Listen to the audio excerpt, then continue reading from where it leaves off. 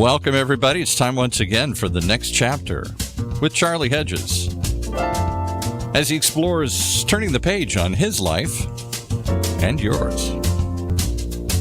Hi, all. Charlie Hedges here with the next chapter with Charlie, and I just wanted to let you know that today's episode is really one of my favorites, and it's with one of my favorite people, with Kamin Samuel. And we are going to talk about reinventing your life post-COVID. Now, there's a lot of post-COVID talk going on, but what we plan to do today and what we actually succeeded at doing today was discovering that reinventing your life does not mean you have to change careers, spouses, boyfriends, girlfriends. It's a matter of priorities within what you're doing. Now, it may call for a change of life, but it may not. And Kamin asked three very important questions that we need to ponder about our last year in COVID. And the three questions are, did I love my work? Secondly, was it meaningful? And third, did I begin to feel that I am built for something more in alignment with my soul, my talents, and my desires? That's what we're going to talk about today. It's great stuff. Enjoy the show with Kamin Samuel. Kamin Samuel, what a treat to have you on the show once again. Hi, Charlie. It's such an honor to be here. Thank you so much for having me. Well, I can't wait. You know, Kamin, chatting with you is always such a delight, and really, you are one of my all-time favorite guests because you offer us so much. Oh, thank you. It's fun to be here. Yeah, it is. And I'll tell you, right now, it appears that we're about to enter a bit of everything is going to be post-COVID phase in life in the United States. And so I think a lot of shows are going to be doing post-COVID type of shows, and we're going to do one ourselves. And I was thinking that perhaps now might be a good time to rethink what our personal life might look like in the near as well as longer-term future. And I'm choosing to call this show Reinventing Your Life Post-COVID. What do you think about that?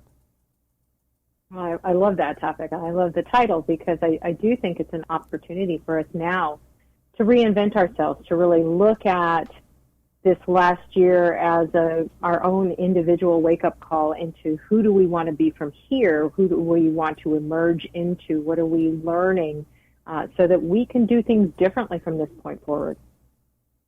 That's a great way to put it, a wake-up call to reevaluate or evaluate, maybe even for the first time, what our life was like, is like, and can be like. As we discussed a couple days ago, a great place to begin might be to assess our life last year from what you called a higher altitude, asking ourselves what we might have learned from isolation and quarantine, as well as from fear and frustration. It really impacted us, didn't it? Yes.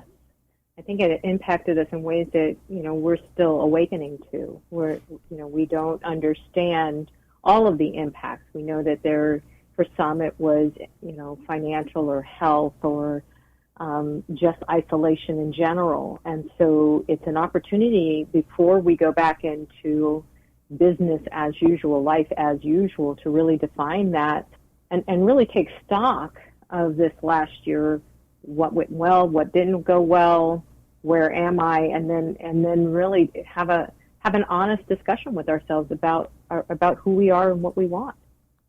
You're so right in that, and I'm afraid that too many of us are looking at now's time to go back to life as we once knew it, when really this is a fine opportunity to not go back to life as we once knew it, but to go into life as we want it to be.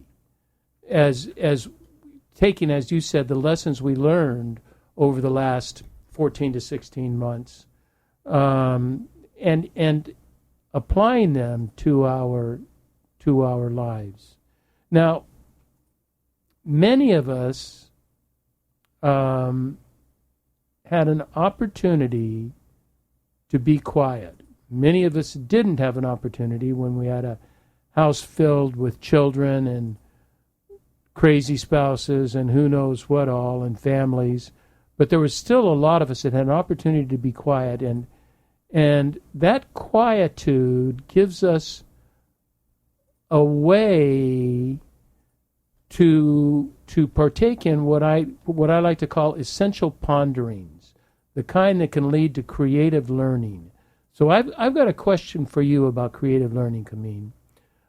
What were, during this time of 2020 and early 21, what were a couple key learnings that you experienced as a result of being more quiet, although you were busier than you've ever been, but you still had opportunity to be alone? What were a couple learnings for you? Charlie, that's such a great question, because as I look at this last year, as you said, and as I had told you, this was probably my busiest year, serving people as a coach and really helping them see this world as creative rather than happening to me. And so I think that one of the lessons for myself was, being able to, in that busyness, find the quiet time, take time for myself. I happen to live in a beautiful home, and so being able, I found a new spot to sit in, to meditate in. Oh, did you? And it wasn't something that I had spent a lot of time in before, but it was an opportunity for me to watch nature and look out and look further into creativity as to what I want my life to be about, and how do I want to serve? How do I want to help people? And to really take some time for myself to really kind of grow up into myself in this pause into what I want to do. What does it mean to grow up into yourself? I mean, you seem to me to be pretty grown up into yourself. You are an inordinately mature woman for your age, and so what does it mean to grow into yourself? Talk to me about that.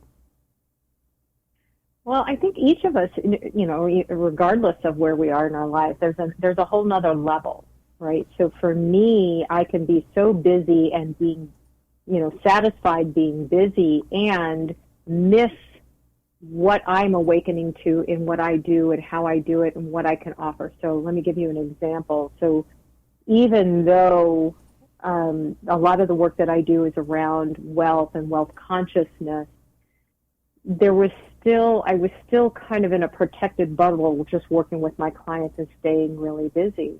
I had to really look up and see, I can share what I do with more people. Now, looking up and wanting to share what I do with more people, brought up some questions of, do I want to be seen more? Do I want to expand? And I had to literally, make sure that I was safe inside of myself to be like, yes, absolutely. Here's everything I have on wealth and wealth consciousness and changing from the inside out. But it wasn't just I really had to look at my own process of saying, yes, this is something that I want to move into, not just do it as a default. And that's isn't that sort of out of context for you? Am I wrong in saying that you're a pretty strong introvert? A very strong introvert. I call myself a hermit level introvert. And so you getting out into the public and doing this is really quite a stretch for you, isn't it? Absolutely. And so, they say, okay, let's lock down the world. I'm like, yes, Finally, everybody is in my court. So I'm good with that.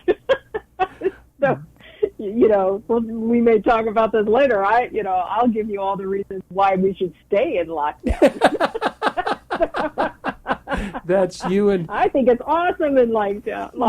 Yeah. I'm with you. And one of the things that you said. So I'm kind of going back earlier. What you said that you have this place that you go to.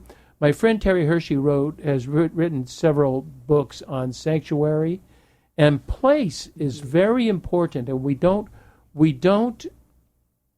I don't think we realize that the importance of place and space. I have a room that is my contemplative, meditative room, and I've got a couple icons in there, and I've it's still got a bed in it. It's a bedroom, but I have my candles, and there is something about that place when I enter that room, shut that door, light those candles. I'm in a whole different state of mind, and it's because of the place. There is something physical, tangible about a place. Do you find that to be true with your place?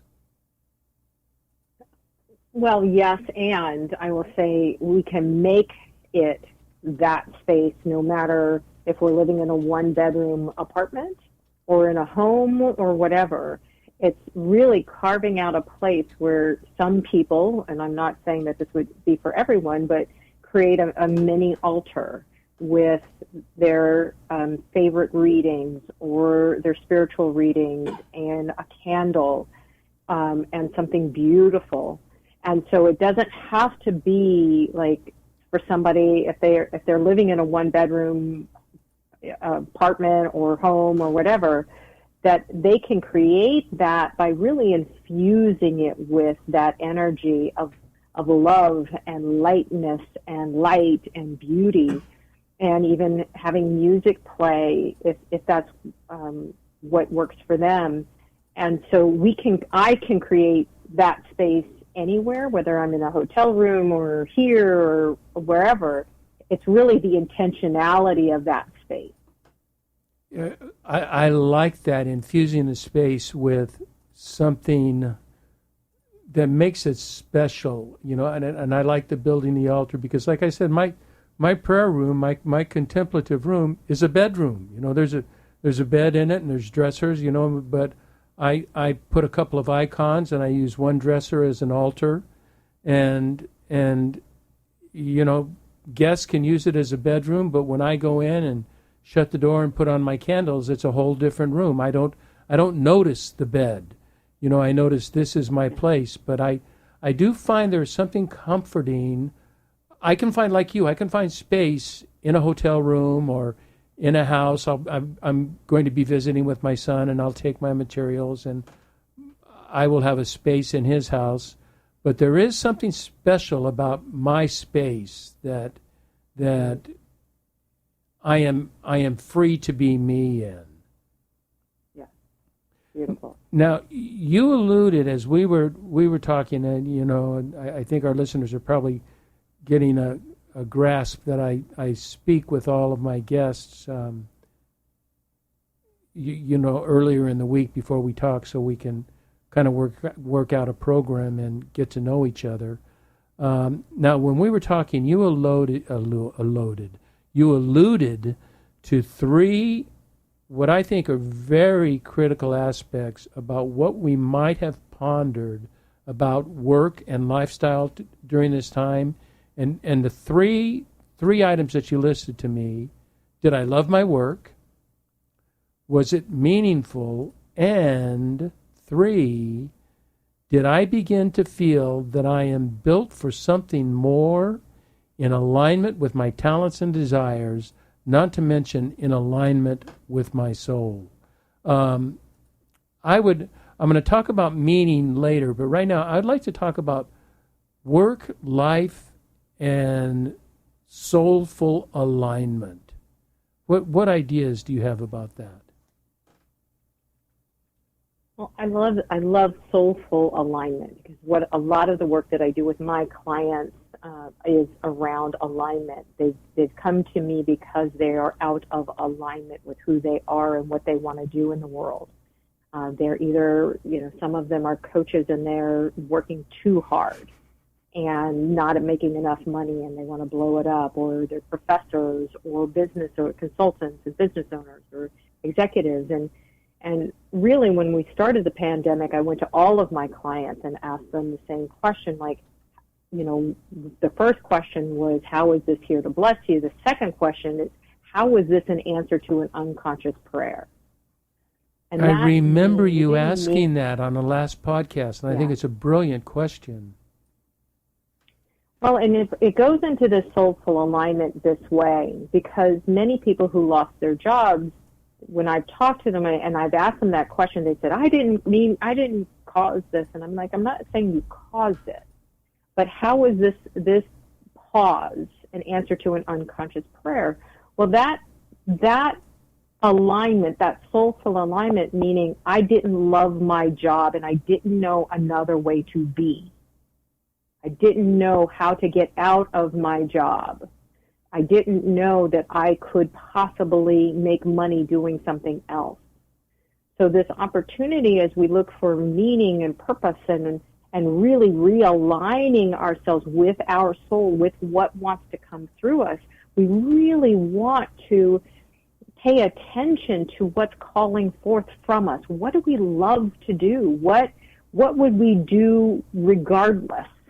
If anybody paid us, we'll worry about whether you get paid for it after you find your own inner alignment. And one of the greatest tools that I've used, and I use a lot in my practice, is a book by Gay Hendricks called The Big Leap. And he has a question to find your zone of genius, and he's expanded it into this upward spiral. But that first question is, I'm at my best when I'm. And so people really listening to that question and taking note and spending some time so that they can be aligned with who they are in the world. What are their natural gifts and abilities? What would they like to do with those gifts? What do people praise them for? And the second question from that zone of genius is when I'm at my best, the exact thing I'm doing is. So people can get into this alignment with who they are being. And that is so important as we come into this post-pandemic, post-COVID world, that we don't go back to business as usual. We don't go back to life as usual. We all as a collective had a hand in this global pause. So let's make sure that we awake to that before we come out. That is so true, and it's one of those things that I call it says easy, does hard, because we have so many voices trying to tell us who we are on the inside. We have so many external voices. Kids have parents, adult children have parents that are telling them what they should be like, and teachers and bosses, and this is what your skill is, and you're really good at this, and somebody praises you for something, and it very well could be true, a passionate, authentic piece of you, but it may not be. It may be just something you happen to be talented at, but that is not one of your gifts, your special gifts, your unique gifts of what you are. It's just because you are good at something does not mean that it is what you were meant to be or what or whom you were meant to be. Would you agree with that? Yeah, correct. Because generally that will fall into zone of excellence, as Gay says. And I had the opportunity to publish a book with Gay last year, Unconscious Luck workbook, and this opportunity for us to really look at not only what are people saying, but validate for ourselves.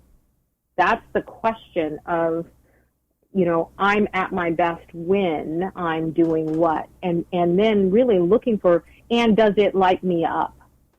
Does it light me up do I love to do it? Does time evaporate when I'm doing it? And so as people are coming out and really this is an opportunity to reconnect and reinvent themselves, really being able to connect into like what lights me up when I'm doing something, noticing that energy. And I think it was, you had an interview with Terry that said for him it was goosebumps. Yes. Right? Yes. When he feels goosebumps, that's the same thing in his own life. I like that. I used to ask a similar question about trying to find out your truest inner self, and one question is, what do you love to do? But then that's rather common. But also, what excites you? What do you get excited about? And I like your idea of what do you lose time doing that you think you've been working on it for 30 minutes and you look and you've been on it for 4 hours, and without even knowing that you've been on it and you've been really passionate about it. But there is Kamin, there's a very strong sense of intentionality about all of this, don't you think? Yeah. That it doesn't just happen unless you actually think about it and ponder it, and that's not a favorite thing in our culture. We're a what I call a GSD culture, and that's get stuff done, and the literal translation is get shit done, but it's, we're in that GSD, get stuff done, get it done, and without really evaluating, is this the best me? Is this the truest me? Is this what's going to give me a sense of value in my life? And I think you've talked about this before in other podcasts, but it's the being side of being a human, right? Yeah. The human being versus the human doing. And it's an opportunity if we don't take time for ourselves and we don't carve out, and it doesn't have to be a long time, and it can be over time. So setting aside, even setting the timer for 20 minutes and just being able to sit there and take notes, journaling, capturing ideas, and really, if my life were ideal, there's a great book called The Passion Test. If my life were ideal, I would be what? What would I be doing?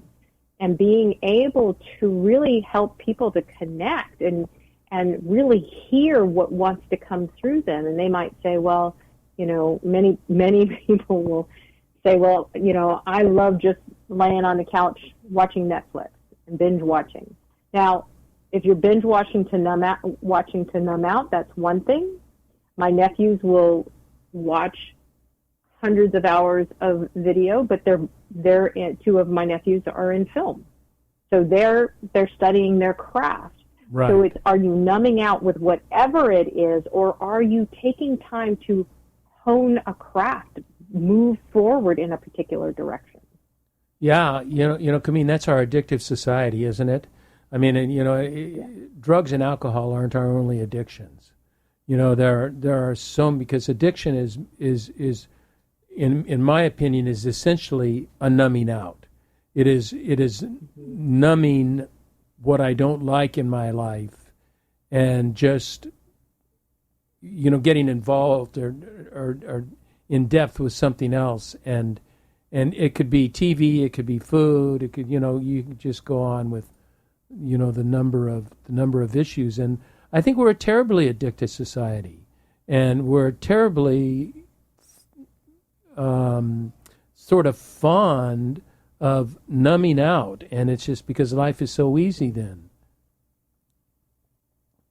Well, it hides our fear, right? Our fear, our greatest fear is that we are powerful beyond measure, as Marianne Williamson said, right?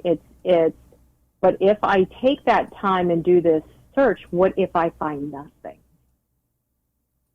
If there are people who would rather stay on unemployment than look for a job. And that might be, and that's not everybody, because there are a lot of people who are searching to get back to work, but there are people who might not, they're getting paid well and they don't want to, but that too can be out of fear. What if I get rejected when I go back? I'm making more now, but I might have to settle. I might have to I may only be good for that one thing. And the fear of challenging that notion and really doing the excavation and taking time to ask, what would I love to create in my life? What would my life look like if it were ideal? What would it look like if I really were creative? That may be a scary proposition. So they can start small with just a few minutes a day asking that. Take themselves for a walk. Look at what that might look like so that they can start to move just in the energy of it to open up their vision just enough to start to contemplate what else might be for them. That's interesting you would say that, because later on in the show I have an item I want to discuss, and that's about, reinventing your life doesn't mean you have to change careers, spouses, or significant others. It's a matter of perhaps reprioritizing your life and understanding, even in the current situation you're in, if you stay in a line with certain priorities and certain values, your life is going to be very much different. And you don't have to change the hardwiring of it all. It's the soft skills of it that contribute to much more, what I want to move to now, much more meaning in life. And I know meaning in life is very important to me. And you told me that every human is hardwired for meaning and contribution. And I so agree, and I would just like your take on that. This is not just willy-nilly. We are hardwired for meaning and to contribute. As Aristotle said, the purpose of humans is to contribute to the value of society, and I've always stuck by that. Can you give me your ideas on that? Absolutely, and I really appreciate how you posed it, because when you're talking about, it may not be, we're not saying in reinventing yourself to get a new spouse, you can actually fall in love even more with your spouse, with your significant other, with your children, with your life. In a way, it's a recommitment and rediscovery, and going out to what it is that, like getting back in touch with what got you to where you were in the beginning, right? And so you had asked me earlier what were some of the learnings. I will say one of the learnings for me was my husband and I doubled down on our kindness, love, and respect for each other during this period of time, because he's used to being on the road. And so our kindness for each other actually grew. And actually, how we take care of each other, it's just phenomenal to me that could be one of the outcomes of a year together. And so as you look at meaning, contribution, and I'm going to add a third C, and the next one is community. We're hardwired for community also. I'm doing a lot of neuroscience study right now. And this ability for us it's safer for us to be together, right? So we've been in this year apart. As we coming out of this, it's the community, and how do we take care of each other? How do we contribute to other people? And that gives us fundamental meaning. When I was first thinking of becoming a coach full time, I was helping someone one night, and really helping her. She had called crying. It was one of my former employees on my team, and she was crying. She was so upset, and we worked through it, and I guided her. And I remember hanging up that call and thinking, I actually threw my hands in the air, and I was like, I just added to the sum total of loving in the universe by helping this person heal what was so troubling to her. So that's what's on offer as we look out for each other and care for each other and build a stronger, more loving community is what is on offer as we come out of into this post-COVID world. Oh boy, we are so speaking the same language. I just had 3 or 4 hours ago, I had a 30-minute conversation with Terry Hershey, and we were talking about the value of community, which I want to sort of end our show with today, but that we are not, this is not soul survivor. This is community survival. And we're in a time, I think, a time of consciousness of much more community orientation. Now, it's frustrating some people, but those of us that believe in community, we're seeing this could be, it's going to be a difficult road, but it's a road that must be trudged. Trudged, is that such a word? Dredged. We'll go with it. Trudged. I think it is. but it's a road that must be walked, and we have to do that. You mentioned something about you and Mark, and my wife said the same thing to me, that COVID has been good for us, and that for us as a couple, because it has forced us to be compassionate and caring. And 2 words that really came for us, every couple is going to be different, but it is acceptance and non-judgmentalism. It's acceptance of Pam as she is, and not trying to make her as I want her to be, but to understand who she is, appreciate, love who she is, actually support that, and don't be judging of it. She doing the same thing has just created such a softness and openness and compatibility. It's just, and it was just that simple. Those 2 simple acts. Now they're not that simple to be accepting and non-judgmental, because all of us think we know better than anybody else, but we certainly don't know better for our spouse or our partner or our close friend or a client.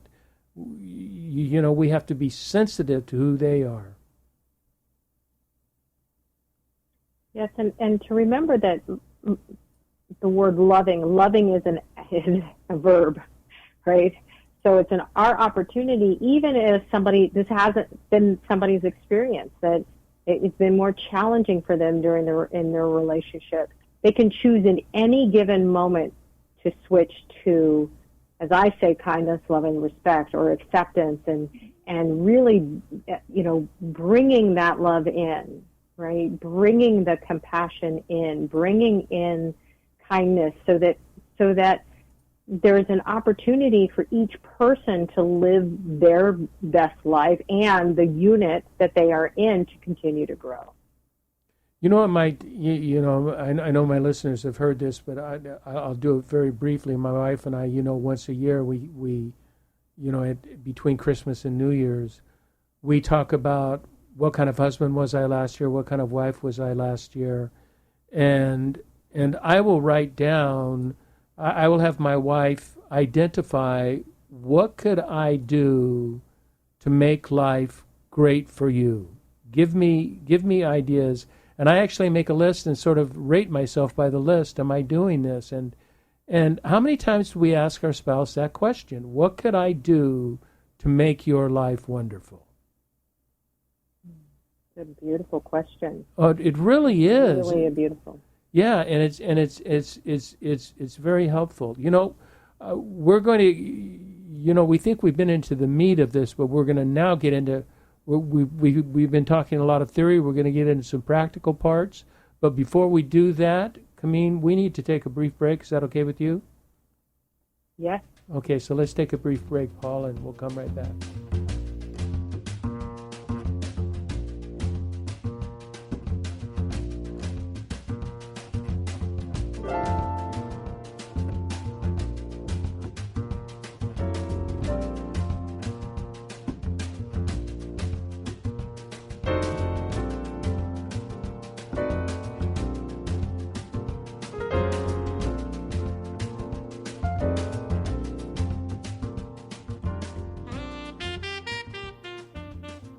Welcome to the next chapter with Charlie. This is Charlie Hedges, and I am talking to my extra special guest, Kamin Samuel, and we are talking about reinventing your life post-COVID.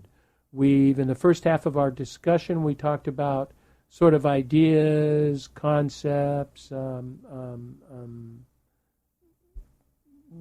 ideas and concepts. Now we're going to get a bit more practical, and I want to start by talking more about something I mentioned earlier, and that is, perhaps for some of us, this might be an opportunity to start over yet one more time and ask ourselves the question, what would I like to do given what I have gone through in the complexities of the last year? And maybe, and surprisingly, I'm not thinking so much about a career change or a relational change as I'm talking about a shift in priorities, a shift and I have some suggestions. In 1997, now I wrote a book called Getting the Right Things Right, Personal Strategies for Reinventing the Life You Want. And I was talking to our receptionist downstairs.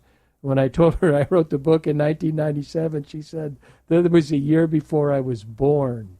So talk about me feeling old. That was interesting. So, but in that book, I flesh out what I call the 4 P's, and that is passion, purpose, people, and power.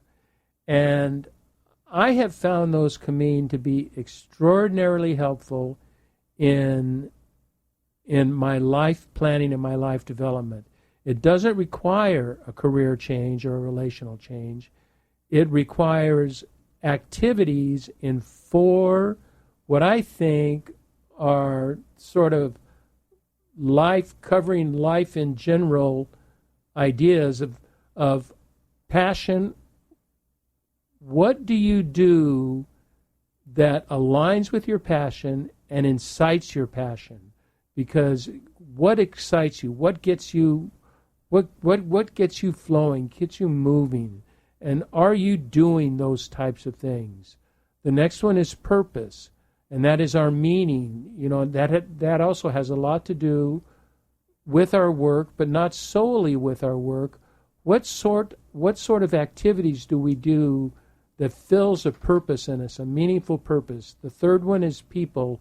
We are relational beings. Even those of us introverts are not built to be alone. We are built to be with people. And what people do you have in your life, and how do you relate with them? And finally, power. I am talking about the source of power in your life other than yourself, and that's in AA. We call it a higher power. It is in a lot of different faith traditions. They call it source. You know, I call it God. It is something that is more powerful than myself. And what is my relationship to that? Do you have any feelings just in general on those 4 P's of passion, purpose, people, and power? I love those 4 P's, and I think that they're so helpful because, as you said, it's not necessarily even about changing anything outside in our life as much as changing our relationship to it. You could add the 5th P, which is what you brought in, which is priorities, right? It's this ability for us to look at the passion, purpose, people, and power, and this like from an inside-out approach that allows us to connect with ourselves first, to hear ourselves, and then connect with others. You know, I want to give an example. My lists are not exhaustive, but I have, and it's on my website, and anybody who wants to go on the website, go to videos and go to the last video, and I talk about, Terry Hershey and I talk in depth in video about the 4 Ps, and they're really quite good videos. I mean, I just reviewed them for the first time in like 5 years, and I said, man, this is better than I thought.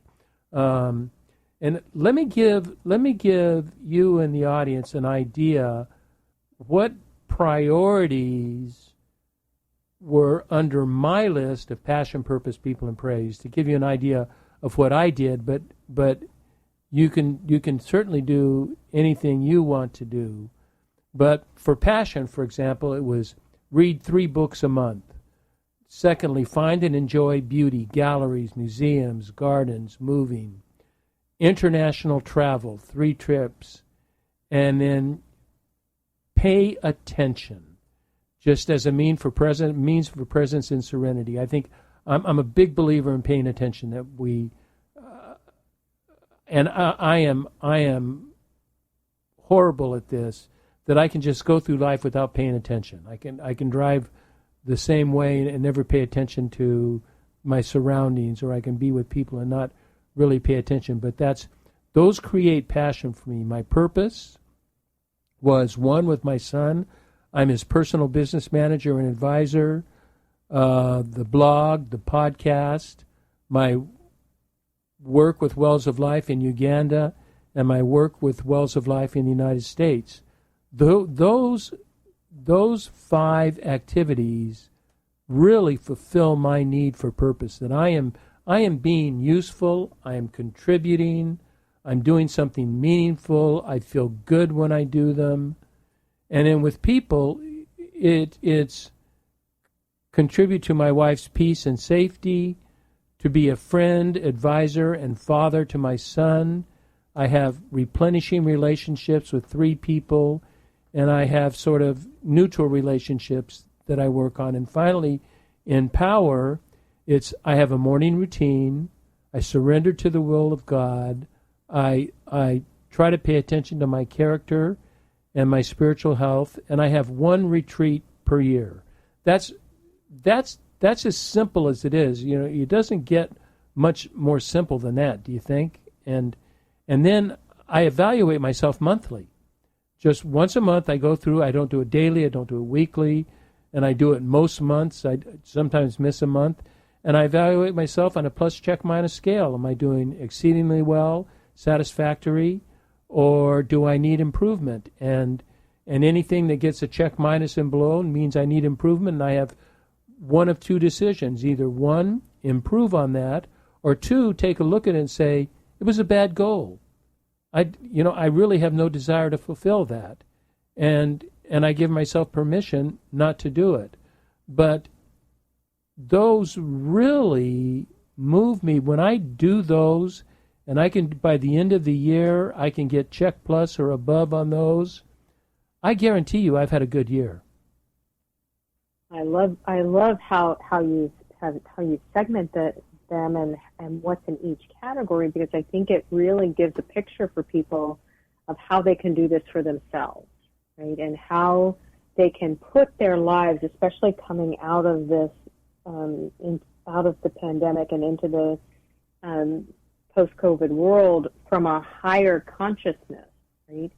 Taking time to give themselves a retreat now, this summer, anytime. Many times I don't start my Mondays, until much later in the day, sometime after 11 o'clock.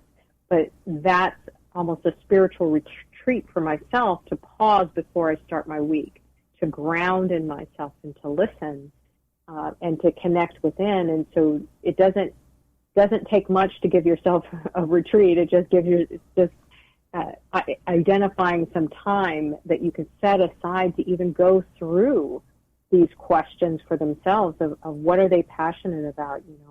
I think for me, I like to say that I married Mark later in life, and so he fits into pretty much all of my categories as my priority and my passion, and taking time for him and purpose and people for sure. And so for me, lifelong learning fits in, and because you have, reading a certain number of books, for me, it's just I'm constantly learning. And sometimes I have to balance that, and then my family, and so this opportunity, and my business, right? So I spend a lot of time on my business and helping people and growing, And Mark and I actually, we do our retreat a little bit differently. We take time to call, his book is called B-State, and it's a breakthrough for businesses. Great book, yeah. And we do it for ourselves.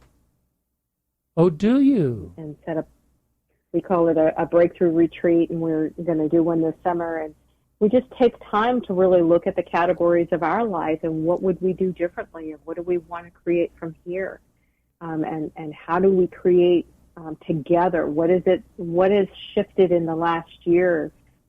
Because I think, as I mentioned, what we're coming out of COVID knowing is that we want more time together, more opportunity to be together, because we really don't like to be apart very often, even if we're working in separate rooms. So I love the passion and people asking themselves what drives them, what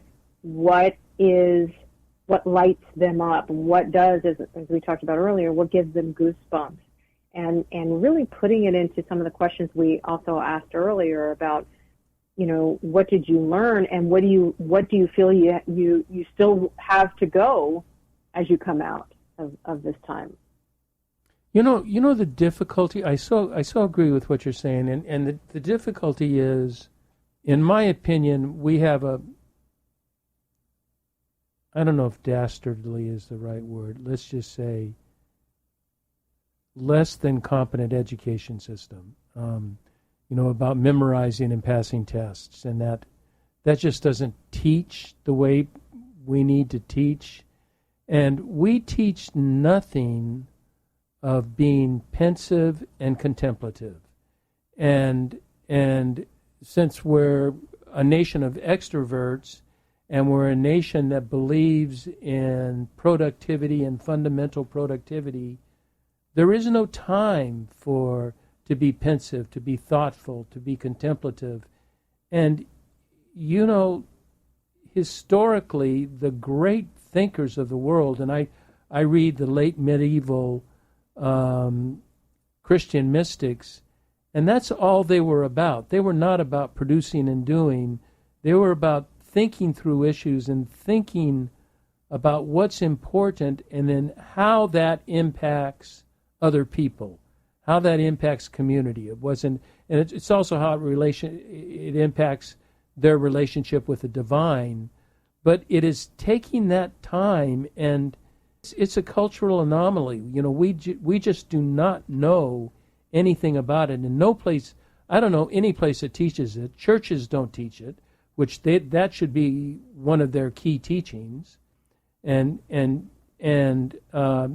if you get into yoga and Buddhism and meditation, they teach it, and it's hugely successful.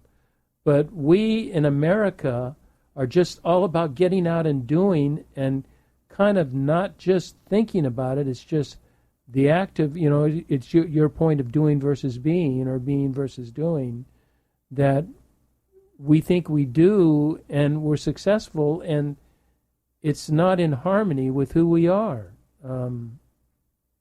We somehow, I don't know how we can push the idea of reflection and contemplation, but it will definitely, you will not be the same person if you do that. You will not be the same person if you reflect on your life and the people in your life. And I do think there are some programs. I happen to sit on a board for one of LA Unified School District's largest after-school program providers, and one of their programs is based on what they call heart-set skills, and so which are really about seeing the best in everyone and listening from the heart, and really teaching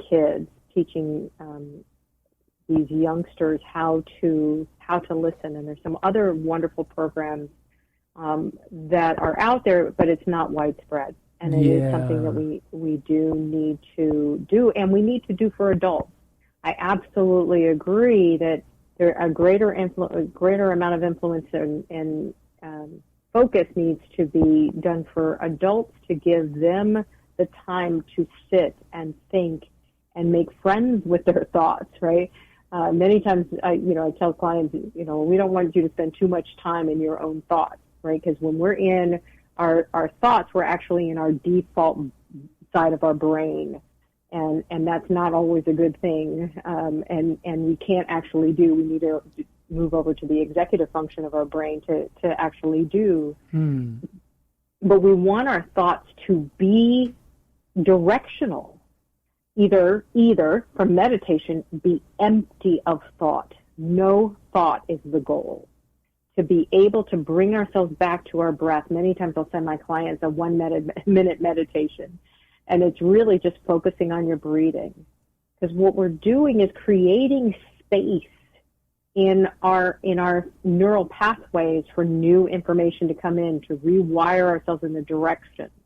So it's not just being in our thoughts where they're undirected or unfocused, because left to our own devices, depending on somebody's perspective and ego and whatever, they can get caught in a negative thought storm, and we don't want that.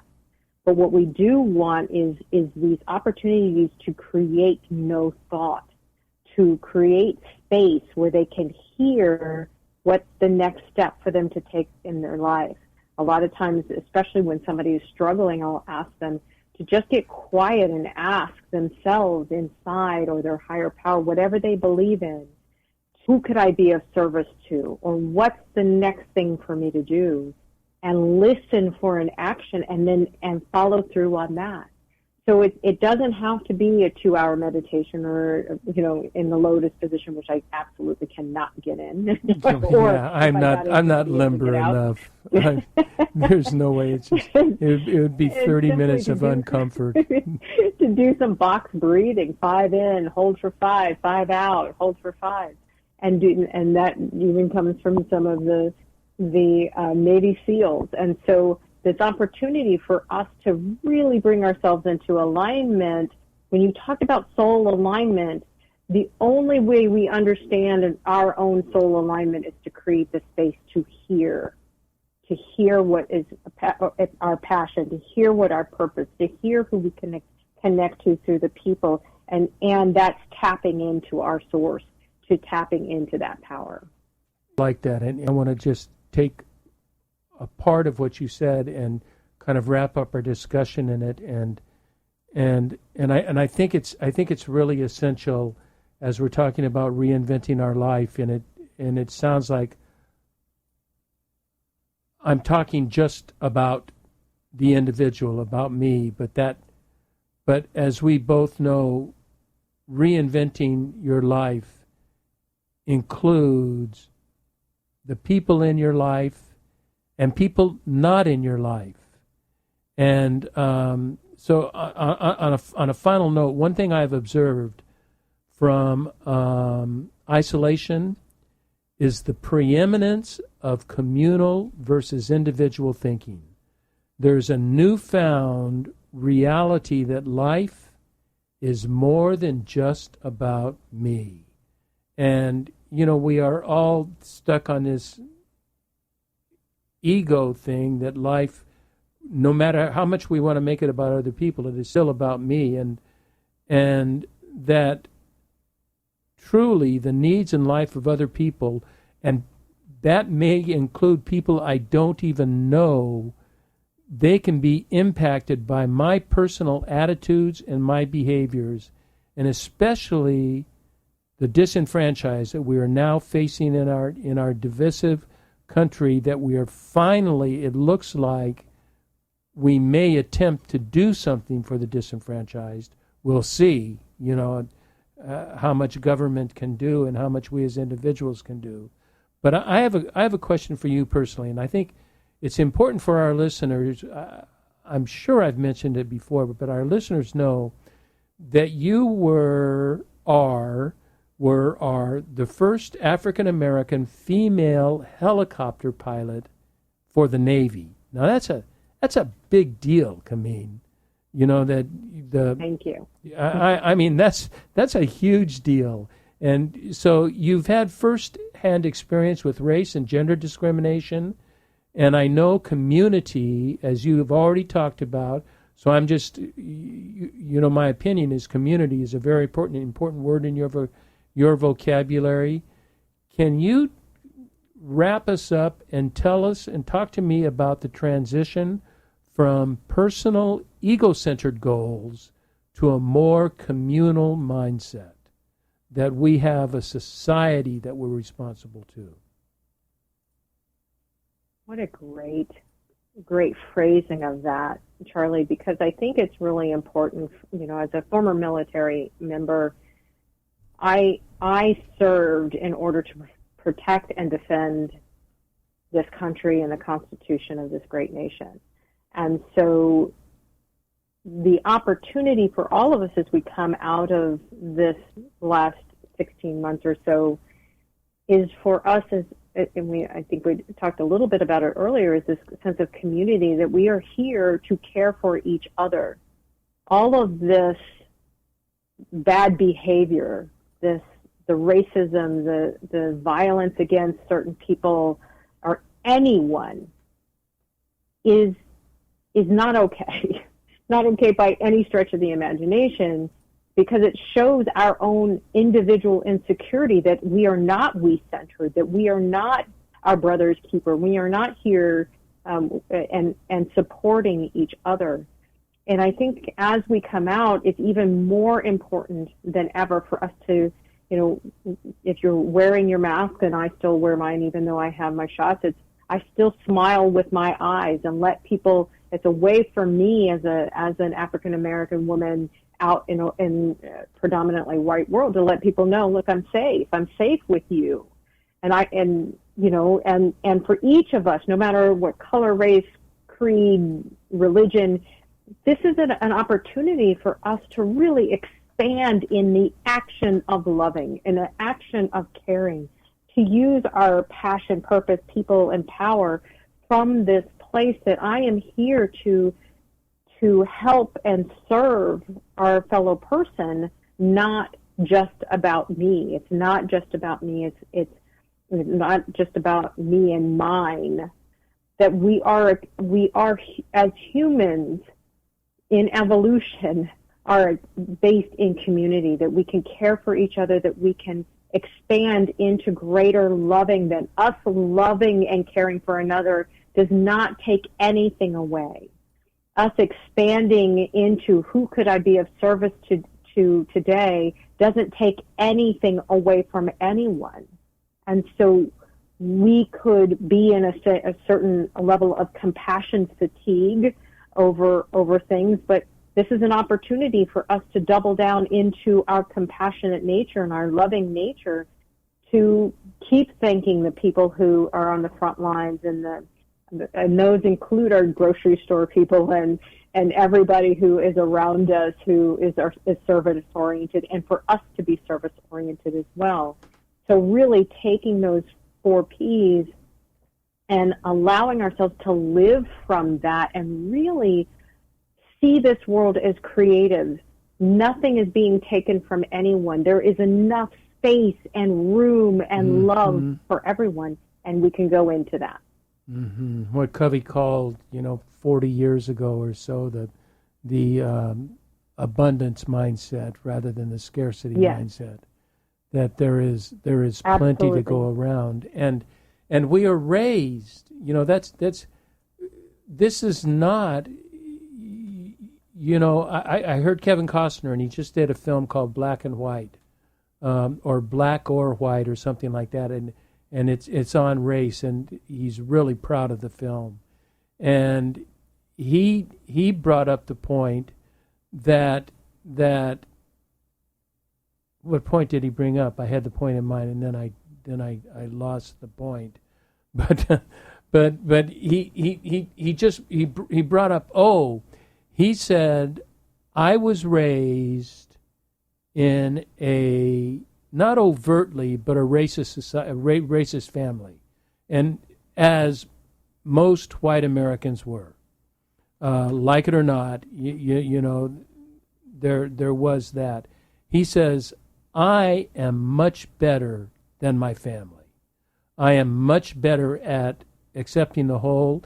And he says, my children are way much better than me, because they're raised with, there's so many biracial children, and so much diversity going on, that our children, and I even see it with my son. My son plays professional baseball. Well, he's on a team that's 70% Latin, and he's just best friends with everybody. Race is not an issue, because they're all playing together trying to win games, and so the hope is going to be found in our kids. The difficulty is going to be in people my age, that are getting older, that are, we're just not raised this way, and so it's a whole different way of thinking, and yet we must do it. I just totally concur that we have to. Can I add one thing? Of course you may. So I recently did a talk on implicit bias, and not from a place of any racism. It's simply that it's unfamiliar. As Kevin Costner said, and you have alluded to, many people, it's unfamiliar for them to be around people that are different from them. We, as also humans, seek out sameness. Sameness says we are safe. And so what we have as an opportunity now to really look at is, how can we make others more familiar? How do we get to know people?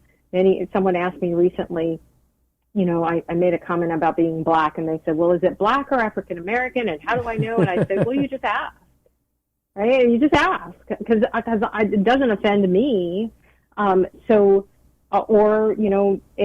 many people, this was about hiring practices, this talk, and they'll tend to go to Jane, John, Tim, those names versus somebody's name like Kamin or whatever. And so just be willing to ask, slow down, and see the other human in front of them, and open up that our job as adults is to make the unfamiliar familiar, and to give people, to see the benefit, give people the benefit of the doubt, see the best in people, and not do generalities. And this is the time that we can literally bring more openness, more awareness, more community, more collaboration, more abundance thinking. And I have a gift for your listeners, if it would be of service to them.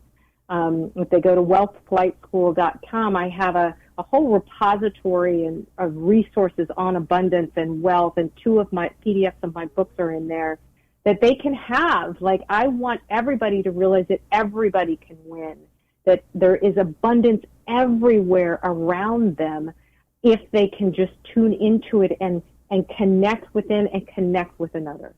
I would love it. Would you please send me the link to that so I can put it in the show notes? Absolutely.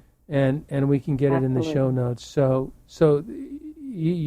I just couldn't agree more. So we're talking about reinventing your life. So there is a personal aspect to reinventing your life, and that's the true soulful self, and what does that mean? But it